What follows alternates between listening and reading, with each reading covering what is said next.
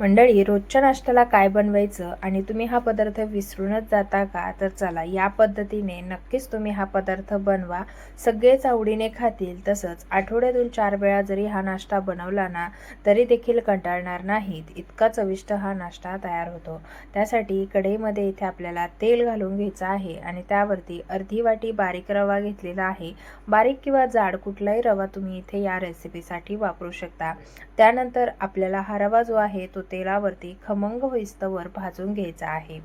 तर पहा, रव्यामधून हलकासा छानसा खमंग वास येईस्तवर, तसंच रव्याचा थोडासा कलर बदलेपर्यंत आपल्याला हा रवा छान भाजून घ्यायचा आहे. तर अशा पद्धतीने सतत हलवत हा रवा भाजून घ्यायचा आहे, जेणेकरून रवा खालच्या साईडने करपल्या जाणार नाही. तर आपण हा रवा अशाच पद्धतीने व्यवस्थित असा भाजून घेऊया. तर पहा, रवा भाजत असताना सतत हलवत भाजायचा आहे. तसंच आपण इथे 0 नंबरचा रवा वापरलेला आहे. जर थोडंही इकडं तिकडं झालं तर लगेचच करपू शकतो. त्यामुळेच आपल्याला ना रवा सतत हलवत थांबूनच हा भाजून घ्यायचा आहे. रेसिपी परफेक्ट होण्यासाठी रवा भाजण्याची टिप्स नक्कीच फॉलो करा. तर पहा, इथे छान असा रवा भाजला गेलेला आहे, एकदम एकसारखा. तर तुम्हाला दिसतच असेल, इथे जवळून दाखवते. तर अशा पद्धतीने आपल्याला हा रवा जो आहे तो एकसारखा भाजून घ्यायचा. त्यानंतर इकडे पॅन ठेवायचा आहे. पॅनमध्ये 2 चमचे तेल घालून घ्यायचं. तसंच यामध्ये घालायचे आहे छोट्या वाटीने 1 वाटी शेंगदाणे. आता शेंगदाणे खुसखुशीत होईस्तवर आपल्याला ते तळून घ्यायचे आहे. खरंच तुम्ही जर ह्या पद्धतीने ही रेसिपी बनवली ना, अप्रतिम अशी रेसिपी होते. शेंगदाणे खुसखुशीत तळल्यानंतर ते खाताना अतिशय सुंदर लागतात. त्यामुळे शेंगदाणे आपल्याला तेलामध्येच तळून घ्यायचे आहे. तर पहा, आतपर्यंत शेंगदाणे तळस्तवर आपल्याला हे शेंगदाणे देखील हलवत हलवत तेलामध्ये व्यवस्थित खुसखुशीत होईस्तवर तळून घ्यायचे आहे. तर पहा, इथे ना शेंगदाणे छान असे तळल्या गेलेले आहे. शेंगदाणे तळल्यानंतर ना त्यांचा थोडासा कलर जो आहे तो चेंज होतो, जे की तुम्ही पाहू शकता. आता इथे ना हे शेंगदाणे तळल्या गेले की लगेचच आपल्याला तेलामधून काढून घ्यायचे आहे. तर शेंगदाणे छान असे तळल्या गेलेत आणि शेंगदाण्यांचा कलर देखील चेंज झालेला आहे.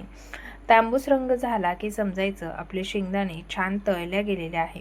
शेंगदाणे तळत असताना खूप हाय हीटवरती तळायचे नाही. तर पहा, अशा प्रकारे शेंगदाणे इथे तळून झाले की त्याच पॅनमध्ये पाव चमचा मोहरी घालून घ्यायचे आहे. तसंच पाव चमचा जिरे घालून घ्यायचे. दोन्ही छान तडतडलं की यामध्ये फ्रेश असा कढीपत्ता थोडासा कट करून घालायचा आहे. कट करून घातल्यामुळे फोडणीमध्ये कढीपत्त्याचा स्वाद छान उतरतो. आता हा कढीपत्ता देखील आपल्याला फोडणीमध्ये थोड्या वेळासाठी परतवून घ्यायचा आहे. कढीपत्ता छान परतल्या गेला की लगेचच यामध्ये घालायचा आहे मीडियम साईजचा एक कांदा कट केलेला. आता हा कांदा देखील आपल्याला चांगलासा परतवून घ्यायचा आहे. जोपर्यंत कांद्यामधला कच्चेपणा जात नाही, तसंच हलकासा गोल्डन कलर येईस्तोवर आपल्याला हा कांदा जो आहे तो परतवून घ्यायचा आहे. तेलावरती कांदा परतत असताना कांदा देखील आपल्याला अशा पद्धतीने हलवून परतून घ्यायचा आहे, जेणेकरून खालच्या साईडने आपली ही फोडणी जी आहे ते करपल्या जाणार नाही. त्यानंतर पहा, कांदा घालण्या अगोदरच इथे हिरवी मिरची घालायची होती, पण ती ना थोडीशी लेट घातलेली आहे. पण तुम्ही मात्र कांदा घालण्या अगोदरच हिरवी मिरची तेलामध्ये चांगली फ्राय करून घ्या आणि त्यानंतर कांदा घाला.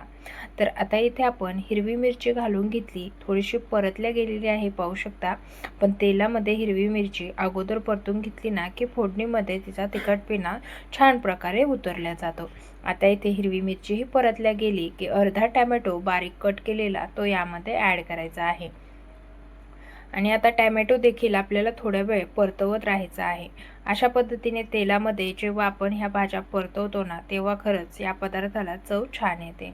त्यानंतर सगळ्यात शेवटून घातलेला आहे एक छोटी वाटी कट केलेला पत्ताकोबी. आता पत्ताकोबी ना, तसं तर लहान मुले जर यापासून काही वेगळा नाश्ता केला किंवा आपण असाच जर काही भाजी करून दिली तर खात नाहीत. पण तुम्ही ना अशा वेगवेगळ्या पदार्थांमध्ये अशा भाज्या घालून नक्कीच मुलांना ह्या अशा भाज्या खायला किंवा देऊ शकता. तसंच त्यांना ती भाजीची टेस्ट देखील लक्षात येते की ही भाजी कशी लागते. तसं नाव सांगितलं तर नाहीच म्हणतात. आता त्यानंतर आपल्याला हे सर्व परतून झाल्याच्या नंतर जो रवा आहे भाजून घेतलेला, तो रवा आपल्याला इथे घालून घ्यायचा आहे. तर पहा, अशा पद्धतीने फोडणीमध्ये रवा टाकून घ्यायचा. आता एखाद्या मिनिटासाठी आपल्याला हा रवा जो आहे तो या फोडणीमध्ये परतवत राहायचा आहे. तर अशा प्रकारे हा रवा जो आहे ना तो आपण परतवून घेऊया. तर फार वेळ आपल्याला आता इथे रवा परतवत बसायची गरज नाही, कारण रवा आपण ऑलरेडी भाजून घेतलेला आहे. तसंच जी फोडणी आपण तयार केली आहे ती देखील छान सगळ्या भाज्या आपण परतवून घेतलेल्या आहेत. त्यामुळे आपल्याला एखाद्या मिनिटासाठीच इथे जो रवा आणि भाज्या आहेत ते एकत्रित परतवून घ्यायच्या आहे. त्यानंतर यामध्ये घालायचं आहे चवीनुसार मीठ. तर इथे चवीनुसार मीठ घालून घेतलं. आता थोडंसं पुन्हा एकदा परतवून घेऊया. इथे तुम्ही हळद देखील वापरू शकता, पण मी इथे ना हळद स्किप केलेली आहे. आता त्यानंतर मीठ घालून घेतल्यानंतर अगदीच थोडंसं परतवून घेते, कारण आपण जे मीठ घातलंय ना त्याचा जे स्वाद आहे किंवा चव आहे ती आपल्या सगळ्या भाज्यांना लागली जाते. आता थोडंसं मिठामध्ये हे सर्व रवा भाज्या मिक्स करून झाल्या की उकळतं पाणी यामध्ये ॲड करायचं आहे.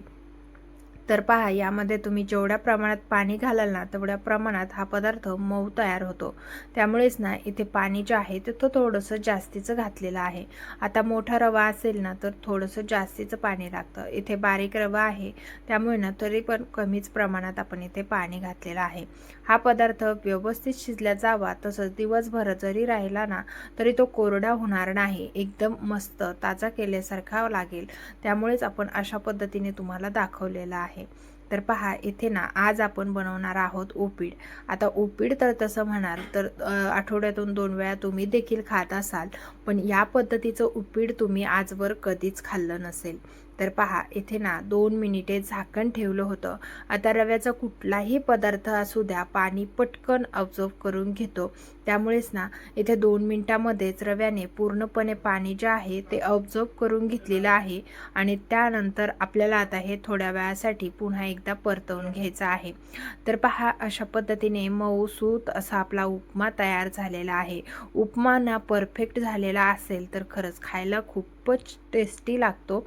तर तळून घेतलेले शेंगदाणे आता आपल्याला यावरती टाकून घ्यायचे आहे. तसंच बारीक कट केलेली कोथिंबीर टाकून घ्यायची आणि पाहू शकता मस्त सुरेख सुंदर असा नाश्ता आपला तयार झालेला आहे. हवं तर तुम्ही यावरती थोडीशी बारीक शेव घालू शकता, लिंबू पिळू शकता.